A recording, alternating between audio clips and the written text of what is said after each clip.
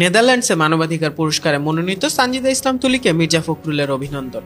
মানবাধিকার সুরক্ষা ও গুম প্রতিরোধে সাহসী ও ধারাবাহিক ভূমিকার স্বীকৃতি হিসেবে নেদারল্যান্ডসের মর্যাদাপূর্ণ হিউম্যান রাইটস টিউলিপ পুরস্কারের জন্য মনোনীত হয়েছেন মায়ের ডাকের সমন্বয়ক, মানবাধিকার কর্মী এবং ঢাকা 14 আসনে বিএনপির মনোনীত প্রার্থী সানজিদা ইসলাম তুলি। এই মনোনয়ন শুধু তার ব্যক্তিগত অর্জন নয়, বরং বাংলাদেশে গুমের শিকার পরিবারগুলোর দীর্ঘদিনের সংগ্রামের আন্তর্জাতিক স্বীকৃতি হিসেবেও দেখা হচ্ছে।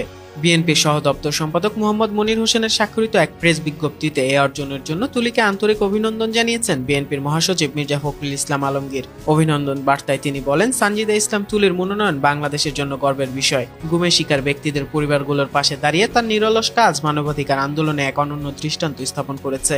এই স্বীকৃতির মাধ্যমে দেশের বহু পরিবারের ন্যায় বিচারের দাবির প্রতি আন্তর্জাতিক সম্প্রদায়ের দৃষ্টি আরও গভীরভাবে আকৃষ্ট হবে বলে তিনি আশাবাদ ব্যক্ত করেন। নেদারল্যান্ড সরকার প্রতি বছর বিশ্বজুড়ে মানবাধিকার রক্ষায় অসামান্য অবদান রাখা ব্যক্তি ও সংগঠনকে এই সম্মাননা প্রদান করে। উল্লেখযোগ্যভাবে অতীত সরকারের সময় গুমের শিকার পরিবারদের সংগঠিত করে মায়ের ডাক গঠনে তুলির ভূমিকা ছিল অগ্রণী। ব্যক্তিগত বেদনাকে শক্তিতে রূপ দিয়ে তিনি মানবাধিকার লড়াইয়ে যে দৃষ্টান্ত দেখিয়েছেন, এই মনোনয়ন তারই আন্তর্জাতিক স্বীকৃতি।